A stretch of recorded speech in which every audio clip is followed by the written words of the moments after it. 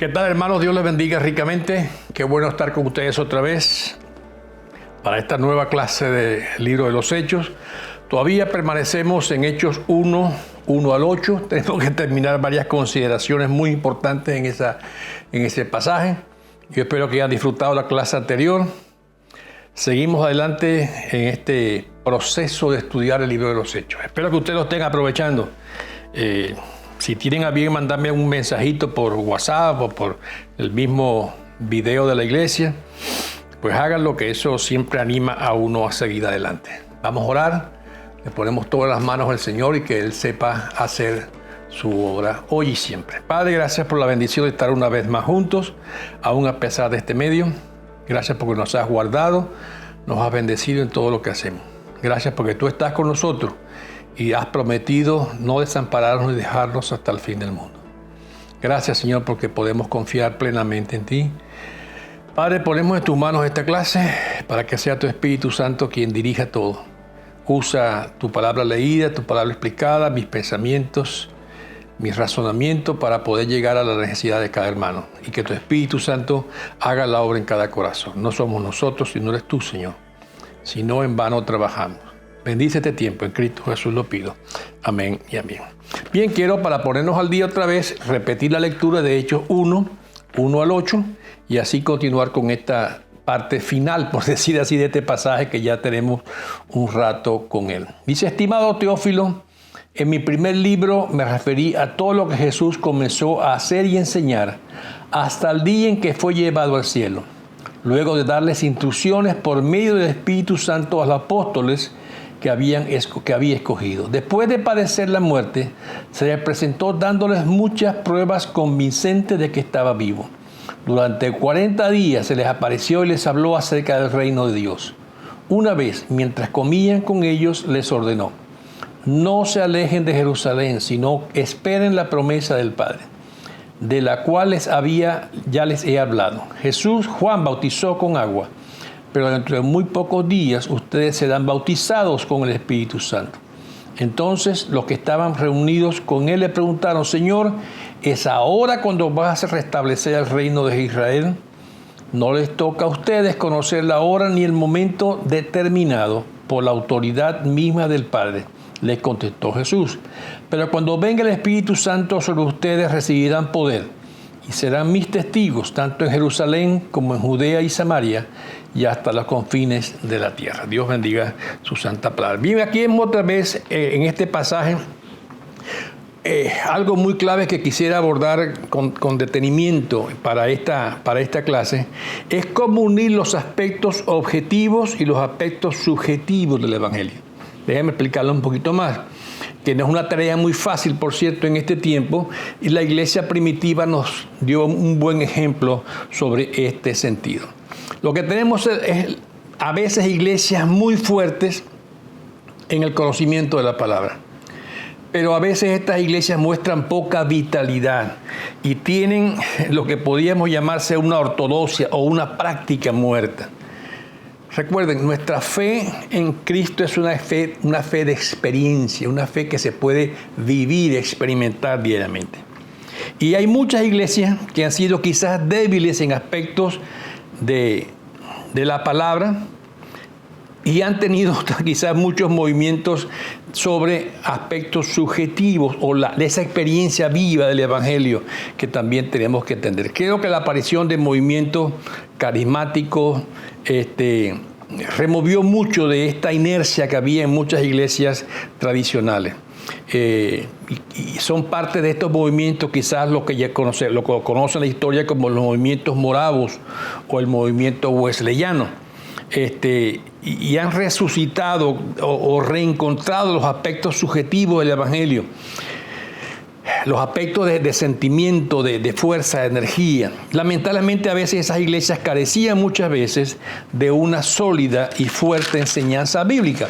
Pero lo que estamos diciendo es cómo tener ese balance entre las dos cosas.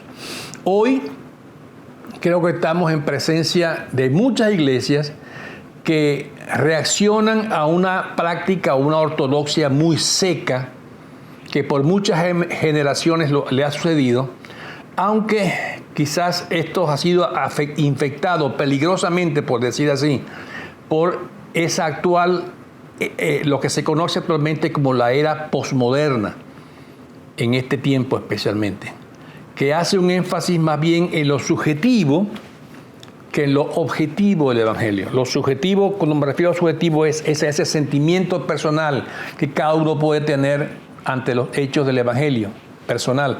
Cuando hablo de lo objetivo del Evangelio, son esos hechos prácticos, concretos que la Biblia nos muestra que son el Evangelio.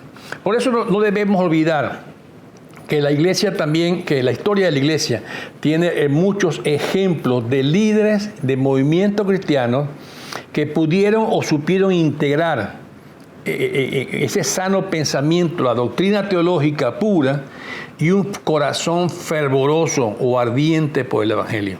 Desde el mismo principio de la historia con el apóstol Pablo, hombres como Juan Cristóforo, San Agustín, los puritanos, Juan Wesley y muchos otros actuales también, y en cierta manera sería importante que nos demos a la tarea de leer un poco de las biografías de estos grandes hombres de Dios.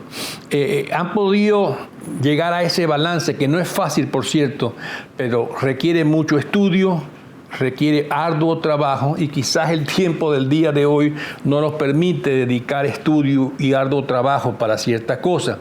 Pero a menos que tengamos eso, tenemos iglesias anímicas, raquíticas, pues no conoce la profundidad de la palabra de Dios y de la persona misma de Cristo, y no nos permite mantener un balance entre esa realidad objetiva, los hechos de Dios en su palabra, y esa experiencia profunda espiritual de cercanía con Dios. Las dos cosas son importantes y las dos cosas tenemos que dedicarle tiempo. Hechos 1 nos deja ver que la enseñanza cristiana ideal es la que se imparte por una persona energizada, llena, bautizada, influenciada por el Espíritu Santo. Basadas en hechos objetivos del Evangelio, y sin duda que esto va a dar como resultado la evangelización de los no conversos. Pero lo primero que tenemos en la palabra, y hablando del Evangelio, es la verdad. Especialmente, repito, en esta época que llamamos posmoderna. Los versículos 2 y 3 de que leímos del libro de los Hechos, capítulo 1, nos enseña la gran importancia que ocupa esta verdad en el cristianismo. Y por decir así, hay tres afirmaciones en estos versículos que van abiertamente en contra del pensamiento posmoderno del día de hoy, lo que conocemos como una atmósfera de modernismo, de posmodernismo.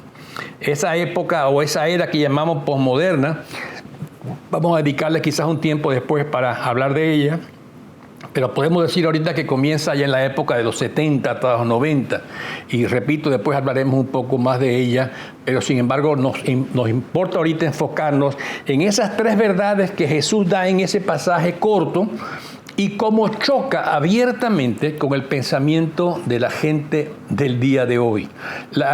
Primero, Jesús habla de las instrucciones dadas por medio del Espíritu Santo, lo que llamamos la Gran Comisión, y también se encuentra en Mateo 28, 19 al 20. Cristo prometió que la gente abandonaría sus religiones, sus vidas pasadas, y lo seguirían a Él. Esa fue la promesa de Cristo en todo esto, ¿verdad? Vayan y háganlo y yo los voy a traer. Y esto es radicalmente opuesto al pluralismo, pluralismo religioso que hoy impera en esta época posmoderna. Es un postulado básico del posmodernismo. Según el posmodernismo, ninguna ideología puede tener o decir tener la verdad absoluta. Cristo dice, yo soy la verdad. El posmodernismo dice, no hay verdad absoluta, todo es relativo. Todas las religiones son iguales según el pensamiento moderno de hoy. Se nos señala y se nos acusa de afirmar que decimos tener la verdad única y final. Y sí es cierto, lo decimos y lo creemos tener. no les gusta que pretendamos convertir a la gente a nuestra verdad. Al contrario, lo que dicen es, cada quien tiene una verdad, cada quien puede creer lo que puede creer. Nosotros como cristianos sostenemos el carácter único del Evangelio y proclamamos solo a Cristo, aún en esta época donde se habla de mucho pluralismo. La palabrita me sigue enredando. El primer choque que entonces encontramos es la verdad. Nosotros proclamamos la única verdad que es Cristo Jesús. El movimiento postmoderno dice hay muchas verdades, no puedes centrarte en una sola, cada quien tiene su verdad. Luego esa afirmación que hace Lucas sobre la verdad del Evangelio en el versículo 3 al principio, ¿verdad? Después de padecer muerte se les presentó dándoles muchas pruebas convincentes de que estaba vivo. Es clave eso. Nos aclara un poco las preguntas que hacemos. ¿Nos atrevemos a proclamar el Evangelio como única y verdadero, igual que Pablo lo hizo desde sus mensajes allá en el Areópago de Atenas, ¿verdad? Ya que la resurrección de Cristo es la prueba final del carácter único de este mensaje. Por eso lo hemos leído también en el 17, Hechos 17:31. La fe en la resurrección es nuestra piedra central del Evangelio. Y cuenta, como acabamos de leer en Hechos 1:3, con un sólido testimonio de mucha gente. La mente posmodernista se rebela contra la idea de que la religiosidad humana puede basarse en hechos objetivos o hechos reales. Es allí donde tenemos que entrar con este mensaje cristiano con mucha seguridad, que es la certeza de la resurrección de Cristo como acto de fe. Y todo lo que Él dijo sobre sí mismo y su evangelio es confirmado por esa resurrección. Por eso dice que tenemos muchas pruebas fidedignas de la resurrección de Cristo, es lo que hace Pablo. En cambio, el posmodernismo ha perdido prácticamente la confianza en la verdad objetiva. Hoy, como ya dije, cada uno tiene su propia verdad, todo es relativo. Lo que a mí me gusta no es lo mismo que te gusta a ti, así que podemos estar felices. No le da gran importancia, o le queremos a veces dar gran importancia a la experiencia y no a la verdad. Y eso ha infiltrado inclusive, hermano, y es peligroso a la iglesia, dándole más importancia a lo que yo siento en ese momento que a lo que la palabra enseña, lo que la Biblia enseña, como suprema fuente de autoridad. Le damos más valor quizás a la estadística, a la investigación, a la experiencia personal, que a una clase bíblica bien presentada. La Biblia a veces se utiliza, y esto es serio, como un texto donde extraer ilustraciones o ideas para apoyar mi verdad extraída de mi experiencia u otra ciencia, por llamarlas así. Pero la Biblia enseña que debe ser al revés. Las verdades están en la Biblia y podemos quizás buscar en mi experiencia o en otras ciencias ilustraciones, pero hoy predicamos más sobre la experiencia que sobre la verdad bíblica, y esto es serio. Repito, hoy se predica más sobre experiencia personal que sobre verdad bíblica, y esto es serio. Si ustedes quieren ver un ejemplo, miren quizás muchos de los libros devocionales que hoy se usan y se limitan quizás a un grupito de pensamientos inspiradores, pero que la fuente no es la Biblia. Es un relato inspirador, muy bonito, inclusive se dice, me hace sentir bien, entonces por supuesto si me hace sentir bien, viene de Dios. Y se puede decir más, pero hasta aquí lo dejo y al buen entendedor pocas palabras. Pues tengamos cuidado, hermanos. La Biblia es la verdad sobre cualquier otra experiencia personal o aún la ciencia que podamos usar para eso. Pero el tercer aspecto de esta verdad del Evangelio, en los hechos, que enseña es sobre el reino de Dios, lo cual incluye la importancia de someternos al gobierno de Dios. La Biblia no nos da la opción de vivir fuera de ese gobierno de Dios. Esto no se le ocurre aceptarlo al hombre posmoderno de hoy. No busca al Dios trascendente, al Dios que está más allá. Hoy más se busca al Dios que está dentro de mí. Y se busca despertar el Dios que duerme en la raíz de cada ser humano. Esto le ha dado un rápido crecimiento, por cierto, al movimiento de la nueva era. Lo divino no es Dios, es el Dios supremo. Lo divino es mi realización personal y todos somos parte de esa divinidad. Dios habita dentro de mí, así que debo arrodillarme ante ese ser y adorar su esencia. Es lo que dice la idea de la nueva era. Pero la Biblia enseña totalmente lo contrario. El reino de Dios, podemos decir que ofende al hombre de hoy. El reino de Dios ofende al hombre de hoy. El Evangelio choca de frente con estos tres principios del posmodernismo. El pluralismo, todo sirve, todo es bueno. El subjetivismo, cada quien siente lo que quiere sentir y lo puede sentir y si está bien. Y ese panteísmo personal o del humano de este tiempo. Debemos presentar ese Evangelio de Jesucristo en medio de estas filosofías humanas, en medio de estas creencias, y ayudar a muchos cristianos a estudiar y practicar las Escrituras en sus vidas diarias para vivir una fe bajo la suprema autoridad de la palabra de Dios. Es nuestra suprema autoridad en un mundo, aunque sea cambiante. También la otra parte que vemos aquí, importante que resaltar, es la enseñanza bíblica como la preparación para el avivamiento. Ya lo dije en la clase pasada y les animo otra vez, si no lo han hecho, a leer Segunda de Reyes 22 y 23. Ese avivamiento en el tiempo del rey Osías. Los grandes despertares espirituales vuelan, dicen algunos, con las alas de la palabra de Dios. No hay un despertar espiritual basado en mi experiencia personal.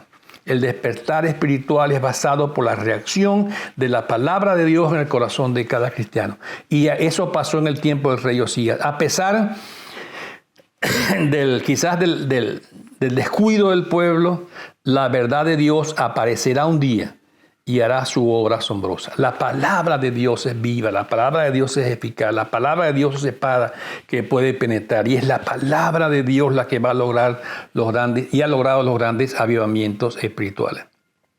Esto debe ser un estímulo para cualquier predicador que quizás que está haciendo un esfuerzo por predicar la palabra y aunque parezca estéril, poco fruto, quizás tiene el deseo de cambiar un poco la estrategia, el énfasis de la palabra y nos sentimos tentados más bien a como entretener a la gente. Cuidado, el mantener en la palabra es lo único que nos traerá el fruto. La palabra tiene promesa de no volver vacía. No mis experiencias, no mis chistes, no mi estrategia. Jesús mismo le pasó esto. Si ustedes van conmigo a Juan capítulo 6, van a ver una experiencia de Jesús ahí. Juan 6:60. Vayan conmigo allá para que lo vean. Juan 6:60. Al escucharlo, muchos de sus discípulos exclamaron: esta enseñanza es muy difícil. ¿Quién puede aceptarla? Jesús, muy consciente de que sus discípulos murmuraban lo que había dicho, les respondió: ¿qué les causa tropiezo? ¿Qué tal si vieran al Hijo del Hombre subir donde antes estaba? La enseñanza de Jesús no es fácil. La enseñanza de la palabra no es fácil. Pero eso no nos da derecho a cambiarla por ninguna otra cosa. Jesús permaneció dentro del mensaje que él quería dar y eso nos muestra ahora en Hechos 1 ese fruto. Hasta sus discípulos, después de 3 años de enseñanza intensiva, quizás no habían entendido todo el aspecto más fundamental de la enseñanza de Jesús, especialmente sobre el reino de Dios. Pero a la final, esa enseñanza acabó dando frutos en sus vidas y por eso somos testigos de ese gran avivamiento del primer siglo con la primera iglesia. Capacitados por el Espíritu Santo, se echaron a un mundo hostil contra ellos a proclamar las buenas nuevas y lograron el éxito. Lograron cambiar al mundo de cabeza. Por eso hay algunos aspectos que debemos tener cuidado después de estudiar estas cosas. Como ya dijimos la clase pasada, esa doctrina del Espíritu Santo, que también quizás ha sido mal entendida y nos ha llevado quizás a grandes desequilibrios. Los conceptos que ya dije la clase pasada es el primero que conocemos como la conversión, iniciación. Recibimos al Espíritu Santo al momento de convertirnos a Cristo. Ya lo poseemos y no nos dejará más. Otros enseñan, tenemos la conversión, pero luego tenemos un bautismo del Espíritu Santo como una experiencia distinta a esa conversión, posterior al nuevo nacimiento. Quizás la primera, alguna gente le ha provocado llevarnos a ahogar en deseos de experimentar. No hay un deseo genuino de experimentar la plenitud de Dios, creando una clase de cristianos medios que no viven lo que Dios desea que disfruten. Pero la segunda quizás se descuidó en el aspecto esencial de vivir una vida santa y producir los frutos del Espíritu Santo, porque no hemos sido bautizados. Si no eres bautizado, entonces no tienes el fruto, así que espera ser bautizado para llevar el fruto. No es lo que enseña la palabra. ¿Dónde está el equilibrio de estas dos cosas? Yo quiero leerles a ustedes un pasaje en 1 Tesalonicenses 5, 19 al 24. Repito, 1 Tesalonicenses capítulo 5, 19. 1 Tesalonicenses capítulo 5, 19 al 24. Miren lo que dice este pasaje aquí tan interesante. 1 Tesalonicenses 5, 19. No apaguen el espíritu, no desprecien las profecías, sométale todo a prueba, aférrese a lo bueno, eviten toda clase de mal, que Dios mismo, el Dios de paz, los santifique por completo y conserve todo su ser, espíritu, alma y cuerpo, irreprochable para la venida de nuestro Señor Jesucristo. El que los llama es fiel y así lo hará. Aquí vemos a el apóstol enfatizando que es Dios mismo que está a cargo de nuestra santificación. Dios es la fuente de mi santificación, no mis prácticas, no mi buena conducta. Dios está trabajando en mí para formar en mí ese carácter de Cristo. Dios lo ha provisto todo para mí, para mi santificación diaria, y para eso usa al Espíritu Santo. Por eso, la prioridad, ya lo dijimos la semana pasada, lo básico, la prioridad del Espíritu Santo para el ministerio cristiano. No podemos hacer ministerio cristiano sin el poder, la capacitación y la guía del Espíritu Santo. Y esa relación entre el Espíritu Santo y la misión que Dios nos dio jamás debe ser pasada por alto. Hechos 1 lo dice claramente, nos da a entender este ministerio cristiano. No ha de llevarse a cabo sin el ministerio experimental del Espíritu Santo. Lo primero es lo primero. Si el Evangelio, si el Espíritu no va con nosotros, delante de nosotros, todo trabajo ministerial será en vano. Todo trabajo ministerio será en vano, porque no depende del Espíritu Santo. Mientras que si el Espíritu va con nosotros, por pequeña cosa que hagamos, por supuesto que llevará su fruto. No se puede hacer la tarea de Dios viviendo en la carne. Será hasta que el ministerio de una manera innoble se haga. Ofende a Cristo, lo dije en la clase pasada, ofende a Dios. Y eso, por supuesto, que no debemos hacerlo. Nada puede sustituir el poder del Espíritu Santo en la vida del ministro.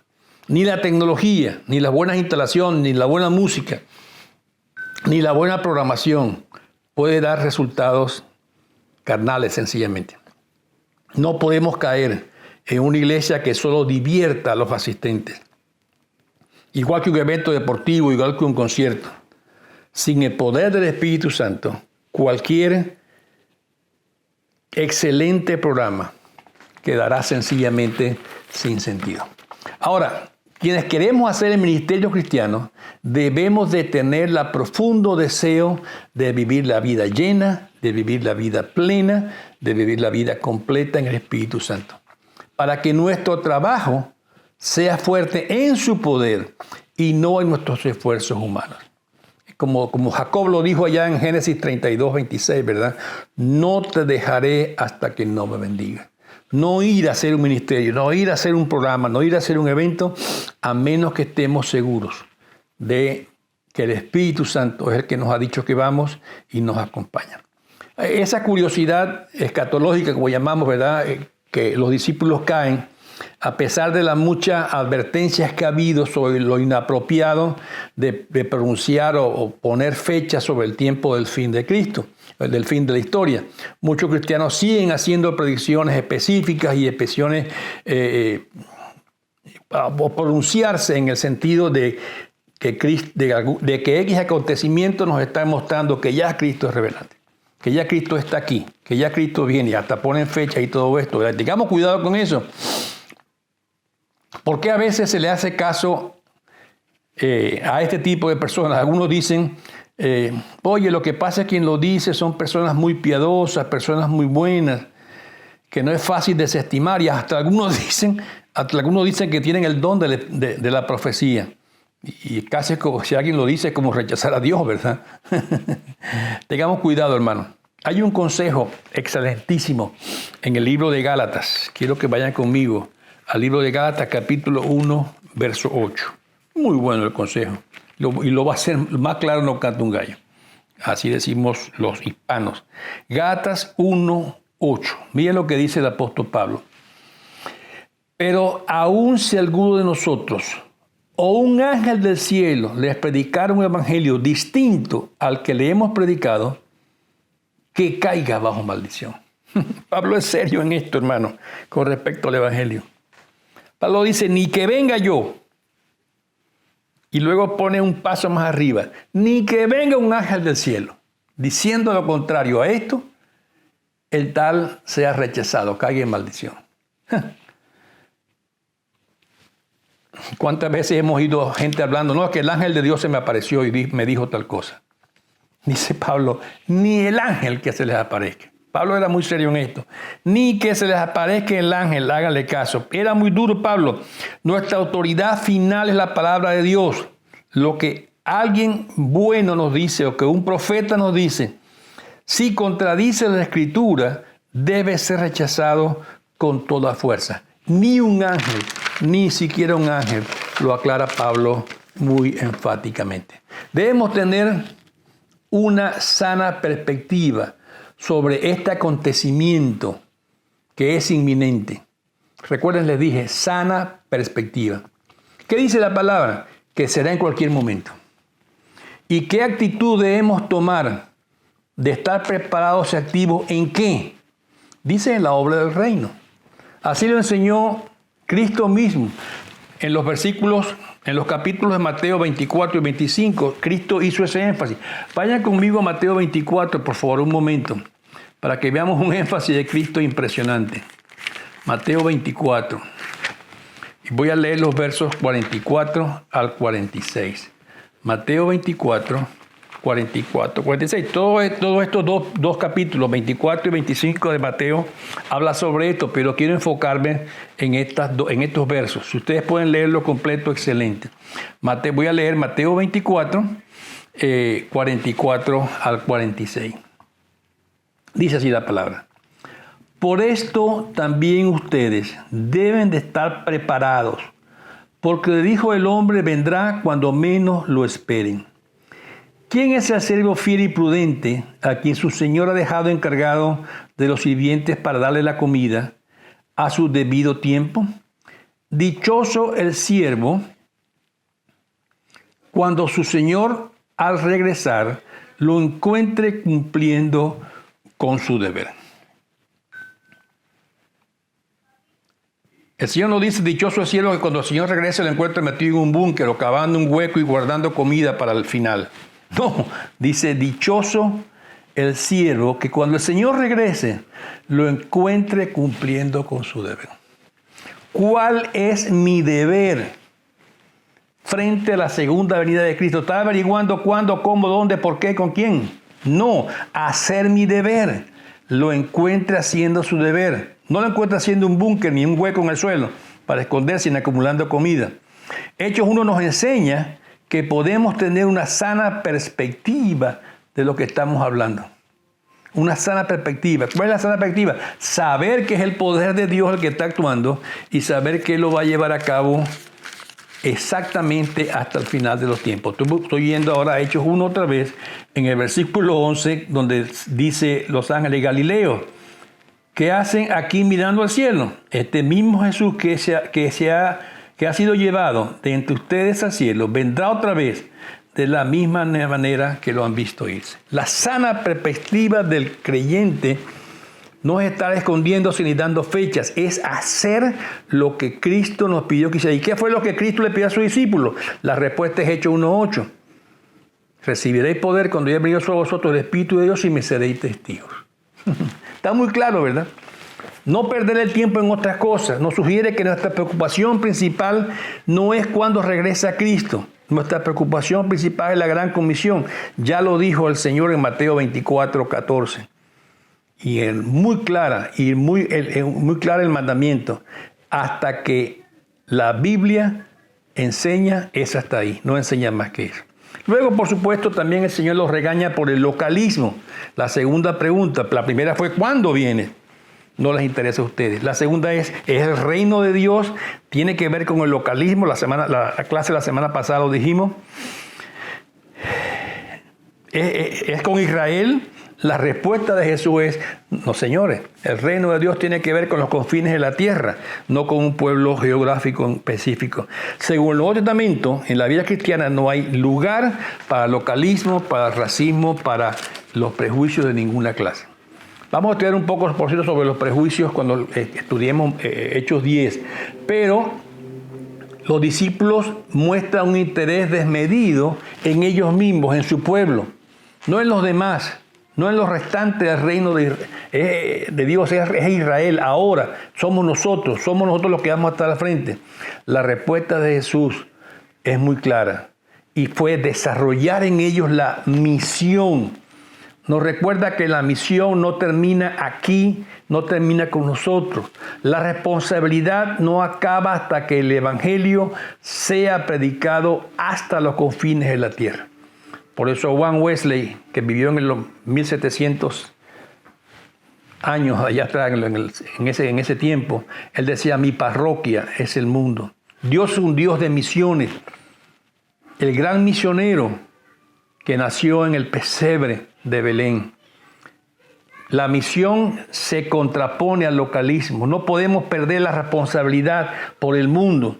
Por difícil que sean nuestros problemas locales, no debemos olvidarnos que nuestra misión es el mundo. Por eso hablamos de cristianos de la gran comisión. Y Jesús sembró en sus discípulos esa visión de la obra encomendada a ellos, la tarea diaria. No puede distraernos de perder esa visión general del proyecto. No podemos convertirnos en apagafuegos de nuestros propios lugares. La iglesia existe para la misión de llevar el evangelio hasta los confines de la tierra. No pongo muchas tareas en esta clase, por cierto, no me gusta hacerlas porque yo sé que cada quien tiene sus ocupaciones, les sugiero cosas y ustedes pueden hacerlas y esto que les voy a dar es una sugerencia. Les voy a dar un bosquejo bastante corto y espero que algunos de ustedes puedan desarrollarlo. Y si después quieren compartir algunas cosas conmigo, por supuesto que estoy a la orden para escucharlo. Pero es un bosquejo que tiene que ver de cómo Jesús se desarrolla o se muestra a Él como modelo de esa misión. ¿Okay? Si lo pueden anotar, poquito a poco los voy a dar con mucha clave, con mucho detenimiento, para que lo hagan. El primer punto del bosquejo es cómo Jesús habló sobre el significado de la misión. Lo van a encontrar en Mateo 24:14. Cómo Jesús habló sobre el significado de la misión. Primer punto, ustedes pueden leerlo y desarrollar algunas ideas con ese versículo. Si tienen otro versículo, agréguense. Reabiertos, el provecho para ustedes. Háganlo con cuidadito y estoy seguro que van a recibir mucha enseñanza. El segundo punto del bosquejo. Cómo presenta al pueblo la necesidad y el desafío que la misión implica. Cómo presenta al pueblo la necesidad y el desafío que implica esta misión de Dios. Lo va a encontrar en Mateo 9, 36 al 38. Lo repito una vez más para los que están anotando.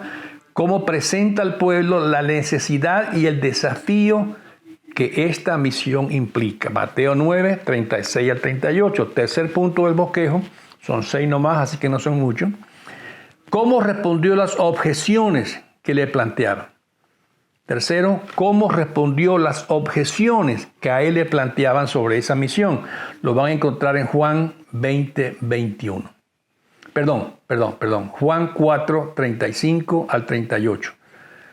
Tercero, cómo respondió a las objeciones que le planteaban. Juan 4, 35 al 38. El cuarto punto, cómo se presenta a él mismo como el modelo de la misión. Ese sí lo van a encontrar en Juan 20, 21. Repito, cómo se presenta a él mismo como modelo de esa misión. Juan 20, 21. Quinto, cómo les mostró dónde había que hacer la misión, dónde se iba a realizar. ¿Ok? Quinto, dónde les mostró que esta misión se iba a realizar. Pueden buscarlo en Mateo 28, 19. Otro pasaje es Marcos 16, 15. Y por supuesto ya ustedes leyeron Hechos 1.8 también, que les indica mucho. Quinto, cómo les mostró dónde había que realizar esta misión. Y sexto y último, cómo les dijo que se iba a hacer. Cómo les dijo que se iba a hacer. Pueden buscar por favor en Mateo 10, 5 al 42. Repito, Mateo 10, 5 al 42. Y Mateo 28, 19 al 20. Ahora, les animo que se enfoquen en vean la creatividad de Dios, la variedad y la motivación que les dio en las instrucciones, de ese modo presente para que la misión se haga. Ahora es nuestro, tuyo y mío, la responsabilidad de seguir ese ejemplo tan claro que Dios nos dio. Así que ya les di el bosquejo. Está ahí grabado, pueden repetirlo, a trabajar y espero oír de algunos de ustedes lo que Dios les dio. Hermanos, hay que dar el testimonio. La Biblia lo dice. Todo cristiano que se identifique con la gran comisión es un testigo de Cristo. No hay lugar para otra cosa. Si no es así, hemos de detenernos y hacer lo que Cristo le dijo a sus discípulos que hicieran. Esperen en Jerusalén hasta que sean visitados por el Espíritu Santo. Creer en la Biblia es creer que sí funciona, que sí es un manual operativo de manera práctica. Dios nos abre los ojos, hermanos, para que veamos la misión del Señor como una misión nuestra y como prioridad que Cristo nos dejó para llevar adelante hasta que Él venga. ¿Cuándo termina? Cuando Él venga, ni un minuto antes, hasta que Él venga. Dios les bendiga ricamente, hermanos. Espero que haya sido de bendición la clase. Hemos estado hablando por casi 40 minutos. Es una clase bien más espesa, la llamo yo a veces, pero que sea de bendición. Véala con calma, si quieren la repiten con calma y los pasajes búsquenlos con calma y estoy seguro que Dios les va a dar mucho más de lo que aquí hemos hablado. Dios les bendiga. Vamos a orar. Señor, gracias por la bendición de estudiar esta palabra tuya tan clara y tan perfecta, que no le sobra, Señor, ni le falta. Gracias por ese ejemplo de Cristo que nos muestra al Dios misionero, aquel que no le importó dejar su lugar como Dios al lado de Dios, sino venir a un mundo y vivir como hombre pobre, entre pobres, para realizar una misión, Señor, que hasta el día de hoy todavía sigue vigente. Señor, danos esa sabiduría para entender tu palabra y llevarla a cabo. En Cristo Jesús lo pedimos. Amén y amén. Dios les bendiga, hermanos. Muchas gracias. Hasta la próxima. Amén.